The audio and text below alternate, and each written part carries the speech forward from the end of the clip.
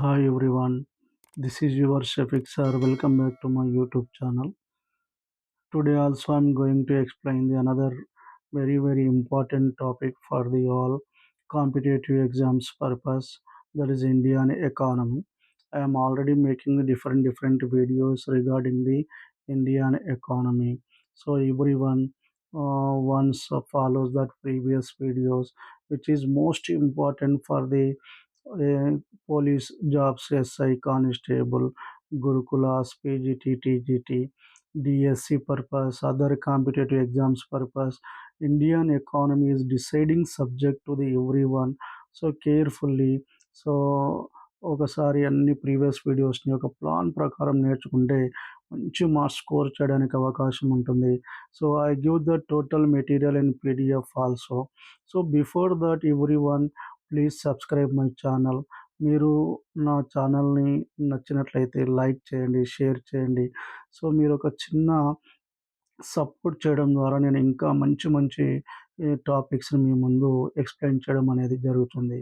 Okay, today let us discuss about the ఈరోజు ఇంకొక అతి ముఖ్యమైనటువంటి టాపిక్ ఏంటంటే, అందరికీ ఉపయోగపడేటువంటిది చాలా ఇంట్రెస్టింగ్ టాపిక్ ఏంటంటే బ్యాంకింగ్ సిస్టమ్. ఎప్పుడు బ్యాంక్స్ స్టార్ట్ అయినాయి, బ్యాంక్స్ యొక్క ఫంక్షన్స్ ఏంటివి, ఎన్ని రకాల బ్యాంక్స్ ఉన్నాయి, how many types of deposits is there, one by one. So I will explain to you until the end this video. ఇది మొత్తం అర్థం కావాలి ఈ టాపిక్ అంటే ఈ వీడియోను మంచిగా ఎండ్ వరకు మీరు విన్నట్లయితే మీకు ఈ టాపిక్ మంచిగా అర్థమవుతుంది. సో ఈ టాపిక్లో నుంచి 4 to 5 క్వశ్చన్స్ ఈ టాపిక్లో నుంచి వచ్చే అవకాశం ఉంటుంది. Okay, so please every one carefully watch my class. So ఇక్కడ చూడము, banking sector. So bank is a English word. Bank అనేటువంటిది ఇంగ్లీష్ వర్డ్ అని మనం చెప్పవచ్చు. Taken from బ్యాంకో. బ్యాంకో అనేటువంటి ఇంగ్లీష్ వర్డ్ నుంచి తీసుకున్నారు. బ్యాంకీ అని కూడా అని మనం చెప్పవచ్చు.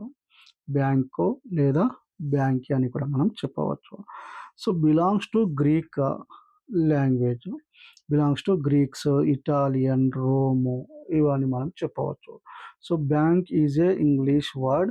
ఇది బ్యాంకో అండ్ బ్యాంకీ అనేటువంటి Greek and Italian, Rome language నుంచి తీసుకోవడం జరిగింది. సో ఇది కూడా బాగా గుర్తుపెట్టుకోండి, బ్యాంకో అండ్ బ్యాంకీ అనేటువంటి దాన్ని. ఇన్ గ్రీక్ లాంగ్వేజ్ బ్యాంకో, బ్యాంకో అంటే ఏంటిది, గ్రీక్ లాంగ్వేజ్లో బ్యాంకీ, బ్యాంక్ ఆర్ బ్యాంకీ అంటే ఇట్ మీన్స్ ఏ టేబుల్, ఒక టేబుల్. సో ఈ గ్రీక్ లాంగ్వేజ్లో బ్యాంకో బ్యాంకీ అనేటువంటి పదానికి అర్థం ఏంటంటే table.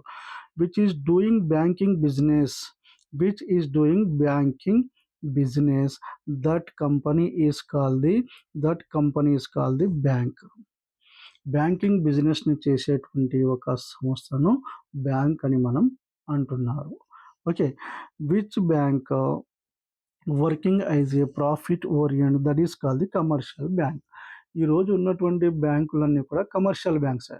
So scheduled banks, non scheduled banks అని వస్తాయి. షెడ్యూల్డ్ బ్యాంక్స్ అంటే ఏంటిది, scheduled banks means which banks are legally recognised by the RBI norms. RBI ద్వారా గుర్తింపు పొందినటువంటి బ్యాంకులు ఆర్బీఐ యొక్క చట్టం ప్రకారము ఏర్పడినటువంటి బ్యాంక్స్ని షెడ్యూల్డ్ బ్యాంక్స్ అంటారు. నాన్ షెడ్యూల్డ్ బ్యాంక్స్ అంటే ఇవి ఆర్బీఐ నామ్స్కి విరుద్ధంగా అంటే చట్టబద్ధంగా ఇవి ఏర్పడినటువంటి సంస్థలు కావు. ఇవి ప్రైవేట్ సంస్థలు. దీని యొక్క యాక్టివిటీస్లో ఆర్బీఐ యొక్క పాత్ర అనేది ఉండదు. దాన్ని నాన్ షెడ్యూల్ బ్యాంక్స్ అంటారు సింపుల్గా. కమర్షియల్ బ్యాంక్స్ అంటే ఏంటి, what is called the commercial banks. Commercial అంటేనే ఏంటిది, సో బిజినెస్ కొరకు తన యొక్క క్రెడిట్ని ఇచ్చేటువంటి బ్యాంక్ని ఏమంటారు, కమర్షియల్ బ్యాంక్. ప్రాఫిట్ ఓరియంటేషన్ కొరకు లాభాలను పొందడానికి ఏర్పాటు చేసినటువంటి బ్యాంక్స్ని కమర్షియల్ బ్యాంక్స్ అంటారు. Nowadays all banks are the commercial banks. అన్నీ కూడా లాభాలనే మెయిన్ మోటివ్గా పెట్టుకుని బ్యాంక్స్ని నిర్వహిస్తున్నారు కాబట్టి కమర్షియల్ బ్యాంక్స్. ఇక్కడ చూడండి, which banks is working as profit ఓరియంట్గా పనిచేసేటువంటి బ్యాంక్ని that is called as commercial banks అని మనం చెప్పవచ్చు. So in 1957 first commercial banks founded in Italy. So ఇది బాగా 1157లో బాగా గుర్తుపెట్టుకోండి అమ్మాయి. సో ఎప్పుడు కమర్షియల్ బ్యాంక్ స్టార్ట్ చేశారు? 1157. ఏ కంట్రీలో? ఇటలీ.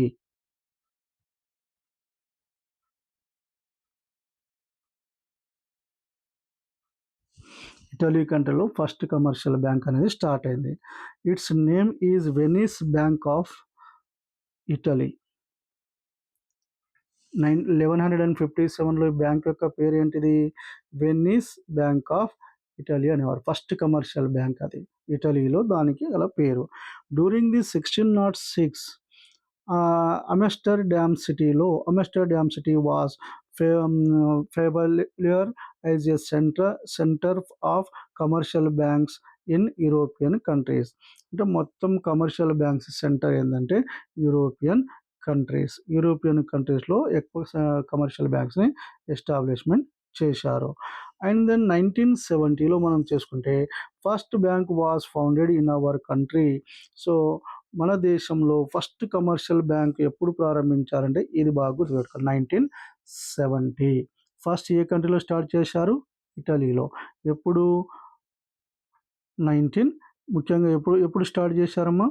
1157లో స్టార్ట్ చేశారు. ఓకే. అండ్ నెక్స్ట్ వన్ చూడండి, the bank was founded in our country. ఎప్పుడు స్టార్ట్ చేశారు మన ఇండియాలో? 1770. It's name is Hindustan bank of Calcutta. First commercial bank ఇటలీలో వెనిస్ బ్యాంక్ ఆఫ్ ఇటలీ అంటారు. మన దేశంలో స్టార్ట్ చేసినటువంటి ఫస్ట్ కమర్షియల్ బ్యాంక్ పేరు ఏంటంటే హిందుస్థాన్ బ్యాంక్ ఆఫ్ కలకత్తా అనేటువంటిది హెచ్బిసి అని చెప్పవచ్చు. And 1865 Allahabad bank was founded. Next 1855లో another bank started in the Allahabad. And 1881లో OUDH commercial bank was established. So 1881లో కమర్షియల్ బ్యాంక్ ఒకటి ఎస్టాబ్లిష్ చేశారు. 1893లో Punjab national bank was founded by Lala Lajpat Rai. పంజాబ్లో ఇంకొక కమర్షియల్ బ్యాంక్ని స్టార్ట్ చేశారు 1894లో.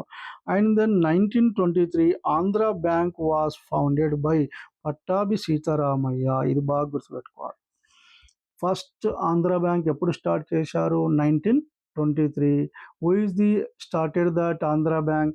పట్టాభి సీతారామయ్య స్టార్ట్ చేశారు. అండ్ దెన్ ఎప్పుడు స్టార్ట్ చేశారంటే ఆంధ్ర బ్యాంక్ అనేటువంటిది 1923లో. అండ్ 1949లో Indian banking act was announced. భారతదేశ బ్యాంకింగ్ చట్టం అనేటువంటిది తయారు చేయడం జరిగింది. ఇండియన్ బ్యాంకింగ్ యాక్ట్ ఎప్పుడు తయారు చేశారు? ఇది కూడా ఎగ్జామ్లో వస్తుంది చూడండి, 1949 ఆఫ్టర్ ఇండిపెండెన్స్. ఆంధ్ర బ్యాంక్ ఎప్పుడు స్టార్ట్ చేశారు? 1923. అండ్ 1967, సో మళ్ళీ చూడండి 67లో Hazari committee was appointed for study about private sector banks. ఇది కూడా చాలా ఇంపార్టెంట్. ప్రైవేట్ సెక్టార్లో ఉండేటువంటి బ్యాంక్స్ని స్టడీ చేయడానికి ఏ కమిటీ అపాయింట్ చేశారు? Hazari committee.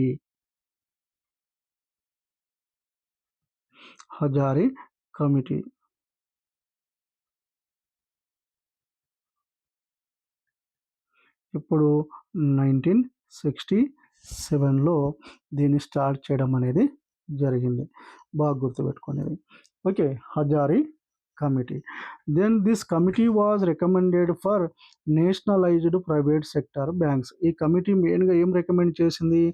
Nationalised private sector బ్యాంక్స్ని నేషనలైజ్ చేయాలి.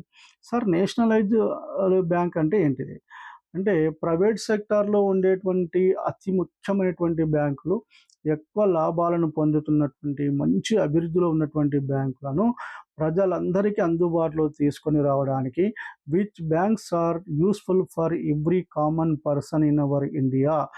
దేశంలో ఉండే ప్రతి పౌరుడు ఉపయోగించుకోవాలి కాబట్టి అలాంటి పెద్ద బ్యాంకులను, లాభాలు కలిగినటువంటి మంచి పెద్ద పెద్ద బ్యాంకులను, ప్రైవేట్ సెక్టార్‌లోని బ్యాంకులను ప్రభుత్వం ఏం చేస్తుందంటే ప్రభుత్వ ఆధీనంలోకి తీసుకొని ప్రజలందరికీ ఉపయోగపడే విధంగా దాన్ని అందుబాటులోకి తీసుకొస్తుంది. దాన్ని నేషనలైజ్డ్ బ్యాంక్స్ అంటారు. అర్థమైందా? What is the nationalised banks. So first ఈ కమిటీ ఏం చేసింది, హజారీ కమిటీ నేషనలైజ్డ్ ప్రైవేట్ సెక్టార్లో ఉన్నటువంటి బ్యాంక్ నేషనలైజ్ చేయాలి అని 1967లో ఈ రికమెండ్ చేయడం జరిగింది Hazari committee. First time 1969 July 19th రోజు 14 కమర్షియల్ బ్యాంక్స్ వేర్ నేషనలైజ్డ్. ఎన్ని బ్యాంకులను, ఇది బాగా గుర్తుపెట్టుకోవాలి. ఫస్ట్ టైం ఇండియాలో ఎన్ని బ్యాంక్స్ని నేషనలైజ్ చేశారు? 14 బ్యాంక్స్. ఏ ఇయర్? 1969. ఈ రెండు డేట్స్ గుర్తుపెట్టుకోవాలి. 1969లో 14 బ్యాంక్స్ నేషనలైజ్ చేశారు. ప్రభుత్వంలో ఆధీనంలోకి తీసుకోవడం జరిగింది ప్రైవేట్ సెక్టార్లో ఉన్నటువంటి బ్యాంక్స్ని. And which are having more than 50 crores. అంటే ఏ బ్యాంక్స్ని తీసుకున్నారు అంటే 50 కోట్ల కన్నా ఎక్కువ ఆదాయాన్ని కలిగి ఉన్నటువంటి బ్యాంకులన్నింటినీ కూడా 14 బ్యాంక్స్ ఉన్నాయి దేశంలో అప్పట్లో. వాటిని నేషనలైజ్ చేయడం జరిగింది ప్రభుత్వం. ట్రాన్సాక్షన్స్, దోస్ బ్యాంక్స్ ఆర్, ఇక్కడ ఒక చిన్న కోడ్ కూడా నేను తయారు చేయడం జరిగింది. ఇది కొంచెం మంచిగా అర్థం చేసుకోవాలి. ఏబిసిడి ఐపిఎస్ యు, ఇది బాగా గుర్తుపెట్టుకోవాలి. First alphabets A B C D. ఏబిసిడి మంచిగా నేర్చుకుంటే మనం ఐపీఎస్ కావచ్చు. ఎవరు కావచ్చు? యు కావచ్చు. ఇది బాగా గుర్తుపెట్టుకోవాలి. 1969లో 14 బ్యాంక్స్ని నేషనలైజ్ చేశారు. దాన్ని గుర్తుపెట్టుకోవాలంటే చాలా కష్టం. ఒక కోడ్ ఉంది, ఈ కోడ్ని బాగా గుర్తుపెట్టుకోండి. A B C D IPS you. ఏబిసిడి అంటే మంచిగా చదువుకుంటే ఐపీఎస్ కావచ్చు, ఎవరు కావచ్చు? నీవు కావచ్చు. Your self.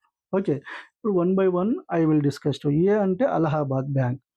A means Allahabad bank, ఇక్కడ ఉంది కదా. ఏ మీన్స్ అలహాబాద్ బ్యాంక్. బి ఎన్నిసార్లు ఉంది ఇక్కడ వర్డ్? ఇక్కడ 1, 3, 2, ఐ అనే దానికి 2, యు అనే దానికి 3. 1, 3, 2, ఇక్కడ 2 పెట్టుకోవాలి, ఇక్కడ 3 పెట్టుకోవాలి. ఈ నెంబర్స్ గుర్తుపెట్టుకోండి. So 1, 3, 2. So first class, third class 2 సంవత్సరాలు చదివాను అని ఇట్లా గుర్తుపెట్టుకోండి. ఫస్ట్, థర్డ్ 2 సంవత్సరాలు చదివాను. ఐపీఎస్ ఎన్నిసార్లు నేను అటెంప్ట్ అయ్యాను అంటే 2 సెకండ్ అటెంప్ట్లో నేను. ఐ అంటే ఐపీఎస్ కదా. ఎన్ని అటెంప్ట్స్కి నేను సెలెక్ట్ అయ్యాను? 2 అటెంప్ట్స్ సెలెక్ట్ అయ్యాను. యు అంటే ఆ సివిల్ సర్వీసెస్లో ఎన్ని జాబ్స్ వచ్చాయి? నాకు 3 జాబ్స్ వచ్చాయి అని మనం ఇట్లా గుర్తుపెట్టుకోవాలి. సో ఇక్కడ చూడండి, ఏ అంటే ఒకసారి ఉంది అలహాబాద్. బి ఎన్నిసార్లు ఉంది? 3 అని చెప్పాను. ఫస్ట్, థర్డ్ అంటే bank of Baroda, bank of Maharashtra, bank of India, 3 banks వచ్చేసాయి. దెన్ సి అంటే 2 times. 2 times అంటే సి అంటే ఏంటిది? ఏ అంటే అలహాబాద్, బి అంటే 3, ఇది 1, ఇది 3, ఇది 2. Central bank of India, Canara bank, ఈ రెండు వస్తున్నాయి. డి అంటే ఒకటే సింగిల్, ఏం లేదు కాబట్టి డి, దీనా బ్యాంక్. నెక్స్ట్ ఐపీఎస్ కావాలంటే ఎన్ని అటెంప్ట్ చేసాం మనం? 2 attempts. కాబట్టి ఇక్కడ చూడండి, ఐ కాడ 2 గుర్తుపెట్టుకోండి.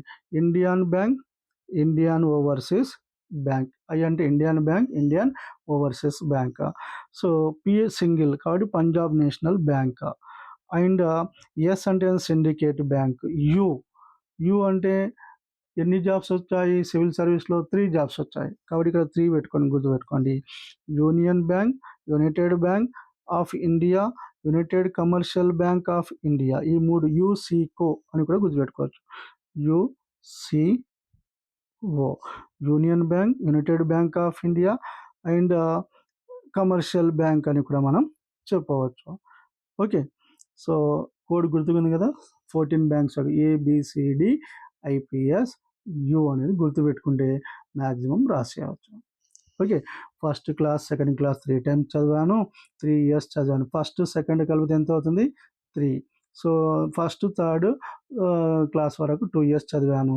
తర్వాత ఐపీఎస్ ఎన్నిసార్లు ఎగ్జామ్ రాశాను? 2 times. సివిల్ సర్వీసెస్ ఎన్ని జాబ్స్ వచ్చాయి? 3 జాబ్స్ వచ్చాయి సివిల్ సర్వీస్లో. అట్లా గుర్తుపెట్టుకోండి. యు అంటే 3. And 1980 April 15 another 16 banks. మళ్ళీ చూడండి, 1918 అనదర్ 6 బ్యాంక్స్ వేర్ నేషనలైజ్డ్. మళ్ళీ 69లో ఒకటి చేశారు, 1980లో కూడా ఒకసారి నేషనలైజ్ చేశారు. హ్యావింగ్ మోర్ దాన్ 200 crores. ఇక్కడనేమో 50 crores. 50 crores కన్నా ఎక్కువగా ట్రాన్సాక్షన్ ఉన్న బ్యాంక్ నేషనలైజ్ చేశారు. ఇక్కడ ఏం చేస్తున్నారు ఇక్కడ? సో 200 crores కన్నా ఎక్కువ ట్రాన్సాక్షన్ ఉంటే ఆ బ్యాంకులను నేషనలైజ్ చేశారు ట్రాన్సాక్షన్ని. సో దాంట్లో ఆప్కో నై, ఇక్కడ ఒక కోడ్ కూడా ఉంచండి. 6 బ్యాంక్స్ కదా, 1980లో how many banks are nationalise? 6 banks. దాని కోడ్ ఏంటిది? ఏపీసీఓ, ఆప్కో నై. నై అంటే మీకు ఇవ్వను, నై అంటే వి అని గుర్తుపెట్టుకోండి, జస్ట్ బై రావాలి, నీ అని గుర్తుపెట్టుకోండి. సో ఆప్కో అంటే ఏ అంటే ఏంటిది? ఆంధ్ర బ్యాంక్. పి అంటే Punjab and Sind bank. C అంటే cooperation bank. O means oriental bank of commerce. So O. N means new bank of India. V means Vijaya bank. APCO no R APCO నై అని గుర్తుపెట్టుకో. నై అంటే వై ప్లేస్లో వి తీసుకోవాలి. ఆప్కో అంటే నీకు, వై నై అంటే ఇవ్వను. సో ఇవి గుర్తుపెట్టుకోవాలి. AP CO APCO NV. ఇది గుర్తుపెట్టుకుంటే కోడ్ ఈజీగా మనం ఎన్ని బ్యాంక్స్ ఉన్నాయి? 6 బ్యాంక్స్. 1 2 3 4 5 6 బ్యాంక్స్ 1980లో నేషనలైజ్ చేశారు. Next, the purpose of nationalised private sector banks is introduced banking branches among rural areas. Rural ఏరియాస్లో సర్వీసెస్ని ప్రొవైడ్ చేయడానికి బ్యాంక్స్ని నేషనలైజ్ చేయడం జరిగింది. మెయిన్ పర్పస్ ఏంటంటే రూరల్ ఏరియాస్లో సర్వీసెస్ని ప్రొవైడ్ చేయడానికి. ఇన్ 1991లో again Narasimhan committee was appointed for reforms in banking sector. ఇది కూడా మంచిగా గుర్తుపెట్టుకోవాలి. 1991లో Narasimhan committee banking reforms, banking సంస్కరణలు తీసుకొని రావాలి అని చెప్పినటువంటి మొదటి వ్యక్తి ఎవరు? నరసింహన్ కమిటీ. ఎప్పుడంటే 1991. ఈ నేమ్ కూడా బాగా గుర్తుపెట్టుకోవాలి. ఫస్ట్ అంటే సంస్కరణలను తీసుకొని రావాలి అని చెప్పినటువంటి ఎకానమిస్ట్ ఎవరు అంటే నరసింహన్ కమిటీ ద్వారా చెప్పడం అనేది జరిగింది. ఓకే, ఇక్కడ చూడండి అమ్మా, బ్యాంకింగ్ సంస్కరణలు తీసుకురావాలని చెప్పింది ఎవరు? నరసింహన్ కమిటీ. ఏ ఇయర్? 1991. ఓకే, అండ్ 1993లో new bank of India was merged. New bank of India was merged in Punjab national బ్యాంక్లో. 93లో పంజాబ్ నేషనల్ బ్యాంక్ను ఈ మెర్జ్ చేశారు. ఏ బ్యాంక్ని? New bank of India. That is why nationalised private sector banks number increased from 20 to 19. Okay, and next 1994 new private banks were formed based on Narasimhan committee.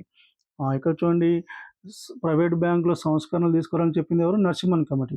ఆ committee యొక్క reports ప్రకారము so new private banks were formed based on Narasimhan committee. కొత్త బ్యాంకులను introduce చేయడం జరిగింది. ఏ committee సూచనలు? Narasimhan committee. The first new private bank UTI, unit trust of India అంటారు. ఫస్ట్ ప్రైవేట్ సెక్టర్ బ్యాంక్ ఏది? UTI. It was formed in 1969. ఎప్పుడు స్థాపించారు? 1969. And it was got bank status in 1994. Banking అర్హత ఎప్పుడు సాధించింది? 1994లో సాధించింది. But in 2007 it was changed as axis bank. ప్రస్తుతం ఈ బ్యాంక్ యూటీఓ బ్యాంక్ ఏమంటారు? Axis bank in the place of UTI. దీని యొక్క పాత పేరేంది? Unit trust of India. ప్రస్తుతం ఏమంటున్నారు? యాక్సిస్ బ్యాంక్ అని మనం చెప్పవచ్చు. ఎప్పటి నుంచి? 2007 నుంచి దీన్ని యాక్సిస్ బ్యాంక్ మార్చడం జరిగింది. 1995 ombudsman scheme was introduced for solve the banking customer problems. ఇది కూడా చాలా ఇంపార్టెంట్. చూడండి, banking ombudsman scheme. Ombudsman scheme అనేది ఒకటి తీసుకొని రావడం జరిగింది. ఎప్పుడు? 1995. ఎందుకొరకు? Introduce for solve banking customer problems. Customer యొక్క ప్రాబ్లమ్స్ని బ్యాంకులలో తీర్చడానికి అంబుడ్స్మన్ స్కీమ్ అనేది తీసుకొని రావడం జరిగింది. సో ఎగ్జామ్లో ఇట్లా కూడా ఇస్తాడు. What is the use of ombudsman scheme? అంటే banking reforms, banking problems, customer problems అని రకరకాలుగా ఇస్తున్నాడు. ఒకటే గుర్తుపెట్టుకోవాలి, 1995లో ombudsman scheme was introducing for solve the banking customer services. ప్రాబ్లమ్స్ని సాల్వ్ చేయడానికి, కస్టమర్ వినియోగదారుల ప్రాబ్లమ్స్ సాల్వ్ చేయడానికి ఒక స్కీమ్ తీసుకొచ్చారు. అండ్ 1997లో మళ్ళీ ఏమైంది, second time Narasimhan committee was appointed. 1991లో ఫస్ట్ టైం అపాయింట్ చేశారు నరసింహన్ కమిటీ. దేని కొరకు? బ్యాంకింగ్ రీఫార్మ్స్ చేయడానికి. Banking reforms.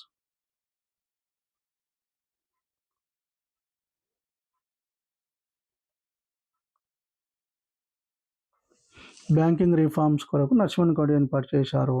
బట్ మళ్ళీ 1997లో మళ్ళా ఏర్పాటు చేయడం జరిగింది. 1997లో.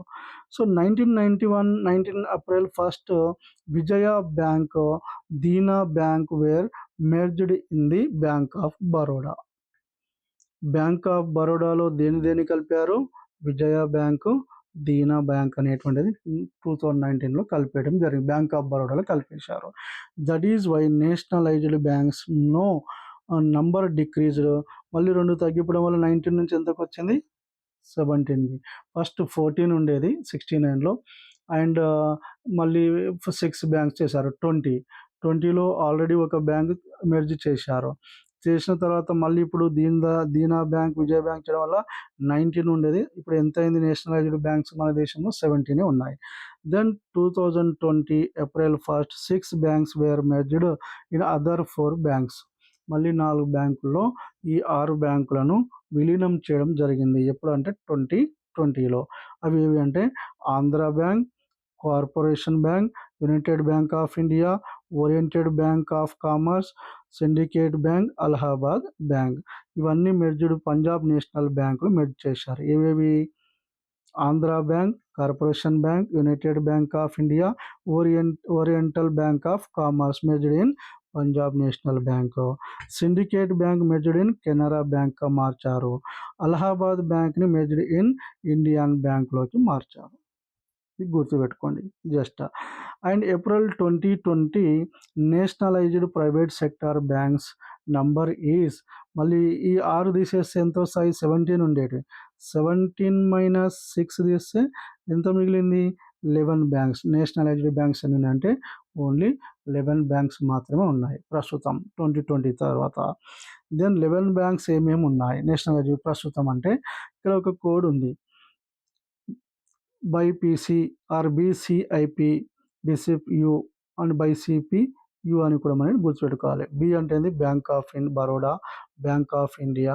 ఇది 3 అని రాసుకోవాలి. ఫస్ట్ది ఏమో 3, ఇది 3 అని గుర్తుపెట్టుకోండి. బీసీఐపి ఆర్ బైపీసీ అని ఇట్లా కూడా గుర్తుపెట్టుకోవచ్చు. యు ఏ గ్రూప్ నీది అంటే బైపీసీ, బీసీఐపి. ఓకే, బిసిప్ బైపీసీ ఇట్లా కూడా మీ ఇష్టం, దానికి కోడ్ తయారు. బి అంటే bank of Baroda, bank of India, bank of Maharashtra. 3 అయిపోయింది. C2 Canara bank, central bank of India. Next 2 Indian bank, Indian overseas bank. Punjab national bank, Punjab Sindhu bank.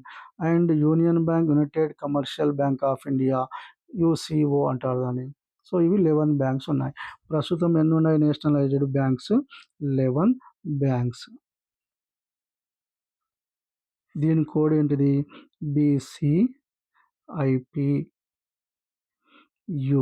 ఇది 2 ఉన్నాయి, సారీ ఇది 3 ఉన్నాయి, ఇవి 2 ఉంది, ఇది 2, ఇది 2, ఇది 2, 2గా గుర్తుపెట్టుకోండి. ఇది బస్ అంతే.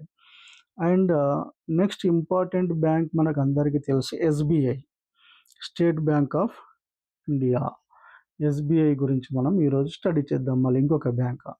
సో ఫస్ట్ SBI 1806లో ప్రొవిన్స్ బ్యాంక్ ఆఫ్ కలకత్తా అని పేరు ఉండేది. Was founded. దీనికి మొదటి పేరు ఏంటంటే province bank of Calcutta was founded. 1840లో private bank of Mumbai was established.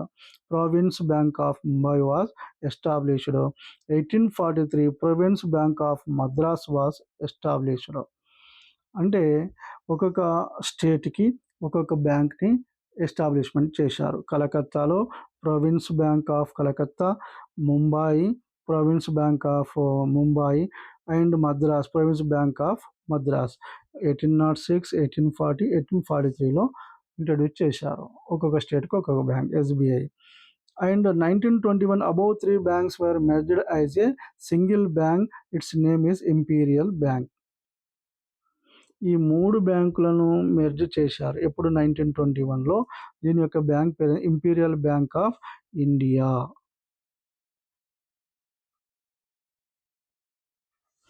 Imperial bank of India అంటారు. Then 1953 Gorwala committee was appointed to study about commercial bank. Independence వచ్చిన తర్వాత బాగా గుర్తుపెట్టుకోండి, కమర్షియల్ బ్యాంక్స్ యొక్క ప్రాబ్లమ్స్ స్టడీ చేయడానికి ఏ కమిటీ ఉండేది? గోర్వాలా కమిటీ. ఇది బాగా గుర్తుపెట్టుకోవాలి. Appointed to study about imperial bank of India, commercial కాదు, ఇంపీరియల్ బ్యాంక్ ఆఫ్ ఇండియాను స్టడీ చేయడానికి కమిటీ వేయడం జరిగింది. దాని పేరు Gorwala committee. This committee was recommended change the name as imperial bank of India to SBI. ఇది బాగా గుర్తుపెట్టుకోవాలి. ఇంపీరియల్ బ్యాంక్ ఆఫ్ ఇండియాను ఎస్బీఐ బ్యాంక్గా, స్టేట్ బ్యాంక్ ఆఫ్ ఇండియా మార్చినటువంటి కమిటీ ఏంటంటే గోర్వాలా కమిటీ. గోర్వాలా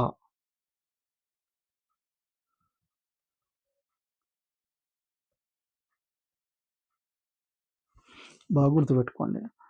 సో ఎప్పుడు 1953. ఫస్ట్ దీన్ని ఏమనేవారు? ఇంపీరియల్ బ్యాంక్ ఆఫ్ ఇండియా అనేవారు. Imperial bank of India.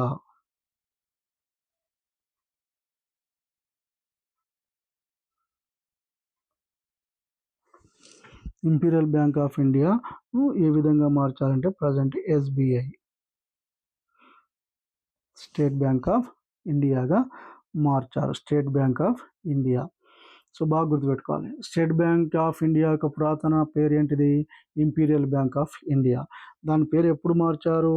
1953 Gorwala committee ప్రకారం దీన్ని ఫ్రేమ్ చేశారు. 1955 on July 1st SBI was introduced. Imperial bank of India was changed as SBI. 55లో ఈ కమిటీ రిపోర్ట్ ఇస్తే 55లో దీన్ని పేరు మార్చడం జరిగింది. ఇంపీరియల్ బ్యాంక్ని స్టేట్ బ్యాంక్ ఆఫ్ ఇండియాగా మార్చారు. 1959లో 8 associated bank was introduced for SBI. మళ్ళీ 1959లో 8 associated banks were introduced SBI. SBI అనుబంధ సంస్థలుగా 8 బ్యాంకులను ఇంట్రడ్యూస్ చేశారు. దే ఆర్ ఏంటి ఉన్నాయంటే జస్ట్ ఓన్లీ అండర్స్టాండింగ్ కొరకు గుర్తుపెట్టుకోండి. SBT, state bank of Travancore Kerala. And ఒక్కొక్క రాష్ట్రానికి ఒక్కొక్క బ్యాంక్ని ఇంట్రడ్యూస్ చేశారు. SBM state bank of Mysore Karnataka, SBH state bank of Hyderabad Telangana state కొరకు ఒకటి, and SBI state bank of Indore Madhya Pradesh, and SBH అనేది Telangana state bank of Hyderabad అంటారు. SBI state bank of Indore అక్కడ, SBS state bank of Saurashtra Gujarat, SBB state bank of Bikaner Rajasthan, SBJ state bank of Jaipur Rajasthan, SBP state bank of Patiala Punjab. ఈ 8 బ్యాంక్స్ని మళ్ళీ ఎస్బీఐకి అనుబంధ సంస్థలుగా చేర్చడం జరిగింది. And 1963 state bank of Bikaner, state bank of Bikaner, state bank of Jaipur were merged as single bank. State bank of Bikaner and Jaipur రెండింటిని merge చేయడం జరిగింది 1963లో. Then 2008 state bank of Saurashtra were merged state bank of India. State bank of ఇండియాలోకి merge చేశారు సౌరాష్ట్రని. 2010లో ఏం చేశారు? State bank of Indore was merged in SBI. That is why SBI associated bank number decreased up to 5. మళ్ళీ 2010లో ఈ state bank of ఇండోర్ని ఎస్బీఐలో మెర్జ్ చేయడం జరిగింది. 2017 April 1st above 5 SBI associated banks and Bharatiya Mahila bank were merged SBI. మళ్ళీ భారతీయ మహిళా బ్యాంక్ని కూడా 2017లో ఎస్బీఐలో మెర్జ్ చేయడం జరిగింది. That is why present there is no any associated bank in SBI. 2017 తర్వాత ఎస్బీఐకి అసోసియేటెడ్ బ్యాంక్స్ అనేటువంటివి లేవు. Okay, so present in our country 12 government sector banks are working. Those are 11. So 12 government sector banks ఉన్నాయి. 12లో 11 ఏమో government sector bank, ఒకటి SBI state bank of India. మొత్తం 12 banks ఉన్నాయి. The founders of Indian banking are, so ఎవరున్నారు బ్యాంకింగ్కి founders అంటే at Bengal ఏరియాలో, ఇది ఎగ్జామ్లో వచ్చే అవకాశం ఉంటుంది, మంచిగా బాగా గుర్తుపెట్టుకోండి. ఎట్ బెంగాల్ ఏరియా జగత్ సేత్ ఆయన బ్యాంకింగ్స్ని ఇంట్రడ్యూస్ చేశారు. ఎట్ పాట్నా రీజియన్ బీహార్ షా అనేటువంటి వాళ్ళు ఇంట్రడ్యూస్ చేశారు. సూరత్ ఏరియా గుజరాత్లో అర్జున్జీ నాథ్జీ వీళ్ళు. మద్రాస్ ఏరియాలో సెటియార్ అనేటువంటి వాళ్ళు బ్యాంకింగ్ని ఇంట్రడ్యూస్ చేశారు. ఫౌండర్స్, వీళ్ళు బ్యాంకింగ్కి ఫౌండర్గా ఉన్నారు వీళ్ళు. ఓకే, సో దెన్ ఇక్కడ చూడండి, నేను ఇక ఫ్లో చార్ట్ చూపిస్తాను. ఇక్కడ ప్రైమరీ ఫంక్షన్లో deposits, loans, demand deposits, time deposits, deposits రెండు ఉంటాయి. డిమాండ్ డిపాజిట్స్లో మళ్ళీ saving account, current account, recurring deposits, fixed deposits. So లోన్స్లో general loans, cash loans, other ODs, other drafts. And secondary ఫంక్షన్స్లో ఏముంటాయి? ఫంక్షన్స్ ఆఫ్ కమర్షియల్ బ్యాంక్స్లో general సర్వీసెస్లో ATM maintain చేయడం, లాకర్స్ ప్రొవైడ్ చేయడం, చెక్స్ ఇవ్వడం. దెన్ అదర్లో చూడండి ఏజెన్సీ ఫంక్షన్స్ ఏమున్నాయి? So gold gold shares purchase చేయడం, ఎల్ఐసి ప్రీమియంని పేమెంట్ చేయడం. ఇవన్నీ 1 by 1 I will discuss with you. Okay, so listen here. That is the functions of commercial bank. First function is demand deposit. So demand deposit అంటే ఏంటిది? ఇవన్నీ ఎగ్జామ్లో చాలా important, ఇక్కడ నుంచి చాలా ఇంపార్టెంట్ చూడండి. Which account started by a person based on condition, that is called demand deposit. So based on condition, ఒక కండిషన్ ప్రకారము ఓపెన్ చేసేటువంటి డిపాజిట్ ఏమంటారు? Demand deposit. It is also classified into 2 types. Already flow చార్ట్లో చెప్పండి. Demand deposits ఎన్ని ఉంటాయి? 2 types ఉంటాయి. ఒకటి first one saving account and current account అని 2 ఉంటాయి. సేవింగ్ అకౌంట్ అనేది it is an account started by a person for save some amount regularly. రెగ్యులర్గా కొంత మన దగ్గర ఉన్న ఆదాయాన్ని సేవ్ చేసుకోవడానికి ఉపయోగపడే అకౌంట్ ఏమంటారు? సేవింగ్ అకౌంట్ అంటారు. So this account is also known as a basic saving bank deposit account. Bank deposit account అని కూడా మనం చెప్పవచ్చు. 2014 August central government has announced Pradhan Mantri Jan Dhan Yojana. 2014 నుంచి సేవింగ్ అకౌంట్ని ఏం చెప్తున్నారంటే, ఇది బాగా గుర్తుపెట్టుకోవాలి, ప్రధానమంత్రి జన్ ధన్ యోజన కింద సేవింగ్ అకౌంట్స్ను ఓపెన్ చేయించడం ప్రారంభించింది. Okay, according to the scheme where there is no need any initial amount for start a saving account. So no need any initial amount అంటే మనం అకౌంట్ తెరవడానికి మినిమం డిపాజిట్ చేసే అవసరం లేదు. సో సేవింగ్ అకౌంట్కి 0 అకౌంట్స్ను ఓపెన్ చేయాలి అనేది సెంట్రల్ గవర్నమెంట్ అనౌన్స్ చేస్తుంది.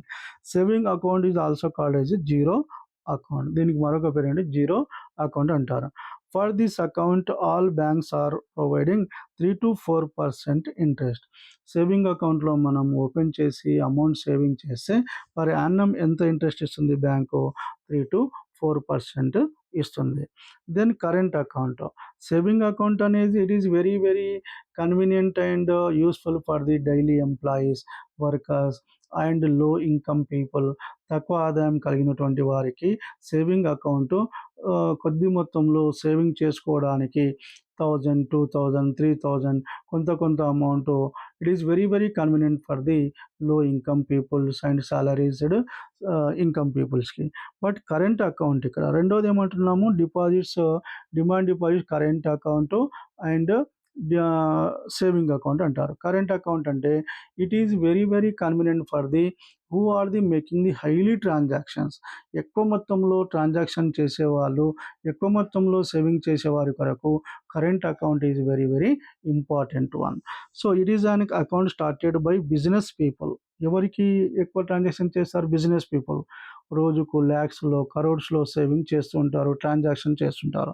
For deposit and withdrawal huge amount in daily. వీళ్ళు ఈరోజు డిపాజిట్ చేస్తారు, మళ్ళీ రేపే విత్డ్రావల్ చేస్తారు, సమ్ ల్యాక్స్లో చేస్తారు. సో దాన్ని ఎవరికి ఉపయోగపడుతుంది? కరెంట్ అకౌంట్ బిజినెస్ పీపుల్స్కి, ట్రేడర్స్కి, రిచ్ పీపుల్స్కి ఉపయోగపడుతుంది. For this account there is no any interest.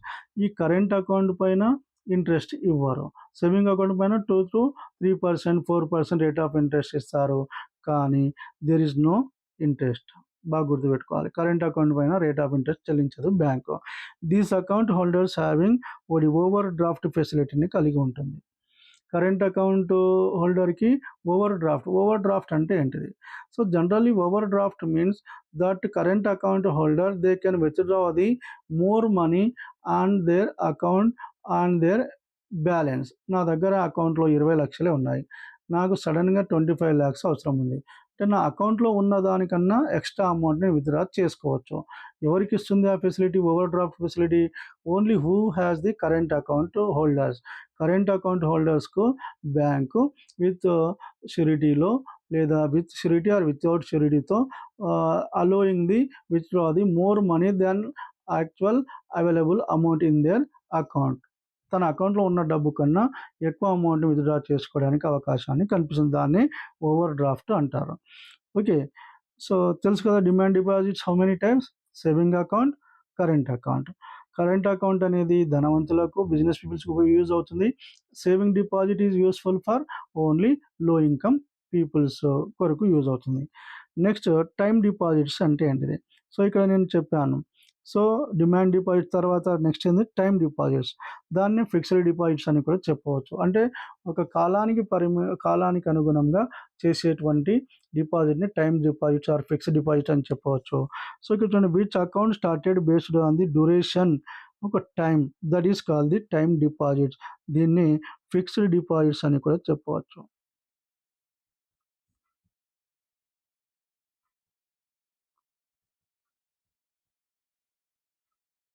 Fixed deposits.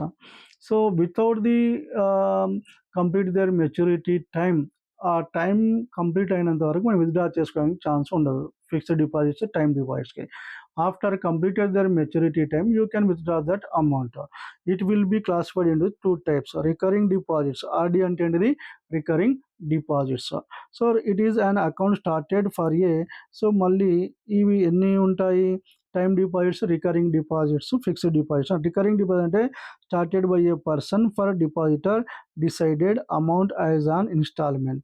So నీ దగ్గర పర్టికులర్ పీరియడ్, నా దగ్గర సంవత్సరానికి నేను మంత్లీ ఇంత అమౌంట్ కడతాను, లేదా డైలీ ఇంత అమౌంట్ కట్టుతాను, సో అనేటువంటి ఇన్స్టాల్మెంట్ బేస్డ్గా సేవింగ్ చేసుకోవడానికి ఉపయోగపడేదాన్ని అంటారే ఆర్డి అంటారు. ఆర్డి చేశాను నేను, 5 years టైం పెట్టాను నేను. For example 5 years. సో నేను మంత్లీ 1000 రూపీస్ కడతాను అని ఒక టైం పెట్టుకుంటాం మనం, మంత్లీ 1000 రూపీస్. సో 5 years వరకు కట్టుకుంటూ పోవాలి. సో దాన్ని ఏమంటారంటే రికరింగ్ డిపాజిట్స్, ఆర్డి అని మనం చెప్పవచ్చు. సో దీనికి ఎంత ఇంట్రెస్ట్ ఇస్తుందని నేను చెప్తాను చూడండి ఇక్కడ. సో దీనికి సేవింగ్ డిపాజిట్స్ కన్నా రికరింగ్ డిపాజిట్స్కి మంచి ఇంట్రెస్ట్ ఇవ్వడం అనేది జరుగుతుంది. So it is also known as a term deposits కూడా చెప్పవచ్చు. టర్మ్ డిపాజిట్స్, ఫిక్స్డ్ డిపాజిట్స్ అని కూడా చెప్పవచ్చు. And it is also called as A interest, having interest. దీనికి ఎక్కువ ఇంట్రెస్ట్, సేవింగ్ డిపాజిట్ కన్నా ఎక్కువ ఇంట్రెస్ట్ ఇవ్వడం జరుగుతుంది. సో ఫిక్స్డ్ డిపాజిట్స్ అంటే ఏంటిది? So it is an account started by a person for deposit decided amount at a time for a particular period. So decided amount particular period. So నేను నా దగ్గర సడన్గా ఒక 5 lakhs వచ్చింది అనుకుందాం. సో ఈ 5 lakhs రూపీస్కి ఏం చేస్తున్నాను అంటే ఎట్ ఏ టైం నేను డిపాజిట్ చేస్తున్నాను. చేసి నేను ఒక 5 years కొరకు నేను డిపాజిట్ చేస్తున్నాను. దీన్ని ఏమంటారు? Fixed deposit. ఓకే, సో ఆ 5 years లోపు దాన్ని విత్డ్రా చేయడానికి అవకాశం ఉండదు. ఫిక్స్డ్ డిపాజిట్కి టైం అనేది ఫిక్స్ ఉంటుంది. Then general loans, another important one. General loans అంటే ఏంటిది? సో జనరల్ లోన్స్ అంటే these loans were provided by a bank based on the security. So general loans మన దగ్గర ఉండేటువంటి ఆస్తులు, భూమి పేపర్లు, ఇంటి పేపర్లు పెట్టుకొని లోన్స్ ఇస్తుంది. Wherever a bank provided this general loan we are able to withdraw total amount at a time from bank. So మనం షూరిటీ పెట్టి అమౌంట్ తీసుకోవచ్చు, ఒకేసారి మొత్తం విత్డ్రా చేసుకోవచ్చు అమౌంట్ మొత్తం. దాన్ని జనరల్ లోన్స్ అంటారు. క్యాష్ లోన్ అంటే ఏంటిది? So these are also providing based on condition, but we unable to withdraw this loan amount at a time from bank. Cash loan, so providing the based on condition. ఈ loans అనేటువంటివి కండిషన్ని base చేసుకొని ఇస్తుంది అది. Okay, but we enable to withdraw this loan amount at a time from bank. So withdraw the enable to అంటే మనం ఒకేసారి loan మొత్తాన్ని విత్డ్రా చేసుకోవడానికి అవకాశం ఉండదు. దాన్ని ఏమంటారు? క్యాష్ లోన్ అని మనం చెప్పవచ్చు. ఓవర్ డ్రాఫ్ట్, ఓడి అంటే ఇంతకుముందే చెప్పాను నేను. So it is a facility provided by bank, provided A bank for it's best customer. మంచి ట్రాన్సాక్షన్, మంచి ట్రాన్సాక్షన్, మంచి వాళ్ళకి ఏమంటారు, రికార్డు ఉన్నటువంటి వాళ్ళకు సో ఈ ఫెసిలిటీస్ని ప్రొవైడ్ చేస్తారు. Excesses amount, withdraw the excesses అమౌంట్ని విత్డ్రా చేసుకోవచ్చు. ఎవరు? కరెంట్ అకౌంట్ హోల్డర్ ఉండాలి. ఓవర్ డ్రాఫ్ట్ ఎవరికి ప్రొవైడ్ చేస్తారంటే current account.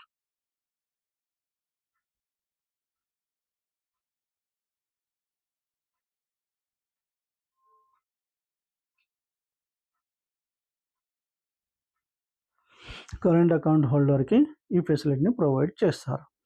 Okay, over draft facility అంటే నా అకౌంట్లో ఉన్న డబ్బుల కన్నా నేను ఎక్కువ విత్డ్రా చేసుకోవచ్చు. దట్ ఈస్ కదా overdraft. Next ATM, automatic teller machine. Any time telling, any time machine అనుకుంటారు చాలామంది. ఏటీఎం అంటే ఏంటిది? ఆటోమేటిక్ టెల్లర్ మిషన్ అంటారు.